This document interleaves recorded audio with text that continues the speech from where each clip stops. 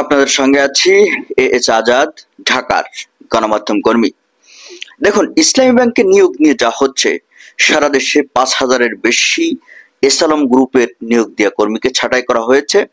ইতিমধ্যে ছাঁটাই করা কর্মীরা কিন্তু নানা ভোগান্তির শিকার হচ্ছে।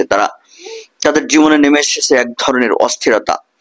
এই অবস্থায় দেখা যাচ্ছে বিভিন্ন স্থানে জামায়াতের কিছু নেতা অর্থাৎ দলের সিদ্ধান্তের বাইরে গিয়ে ব্যাংকে গিয়ে খারাপ আচরণ করছে, কর্মকর্তাদের সঙ্গে তারা খারাপ আচরণ করছে। পরে জানা যাচ্ছে যে এসব নেতা আসলে দলীয় সিদ্ধান্তের বাইরে গিয়ে নিজের প্রভাব খাটানোর চেষ্টা করছে।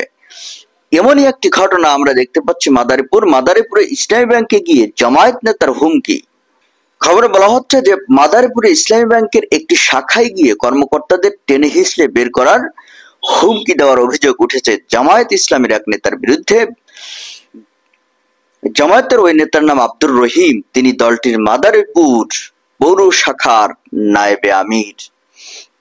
এখন ওই জামায়াত নেতা আসলে কি করেছিল?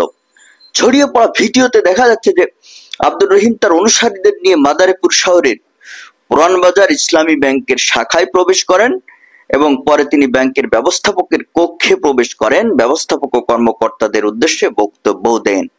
এই সময় তাকে বলতে শোনা যায় যে কাল থেকে যেন তারা অর্থাৎ এসালামের সময়কালে নিয়োগ পাওয়া কর্মকর্তারা কাল থেকে যেন তারা ব্যাংকে না আসে, এসালামের কোনো লোক এই ব্যাংকে থাকতে পারবে না, আজ সন্ধ্যার মধ্যেই যেন তাদের এই ব্যাংকে আমরা আর না দেখতে পাই, এরকম একটা হুমকিমূলক বক্তব্য তিনি দিয়েছেন। ভিডিওটির আরেক অংশে জামায়াত নেতা আব্দুর রহিমকে বলতে শোনা যায় যে এখানে চাকরি করতে পারবে না। আজকে আপনাদের ম্যানেজার সহ বলে গেলাম, আগামী দিন আমরা আবার আসব, পরিবেশ যেন নষ্ট না হয়ে যায়, আমরা টেনে হিচড়ে ব্যাংক থেকে বের করে দেব ইনশাআল্লাহ।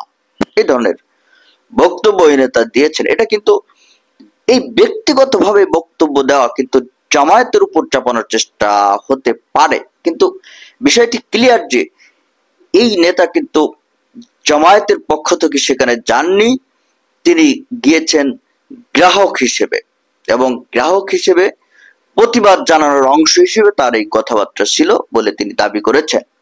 মাদারীপুর জেলা জামায়াতের সেক্রেটারি এনায়েত হোসেন বলেন যে আব্দুর রহিম ইসলামী ব্যাংকে গিয়ে হুমকি দিয়েছেন এমন কথা শুনিনি বা জানি না, ব্যাংকের ম্যানেজার তাকে ডাকছিল বলে শুনেছি।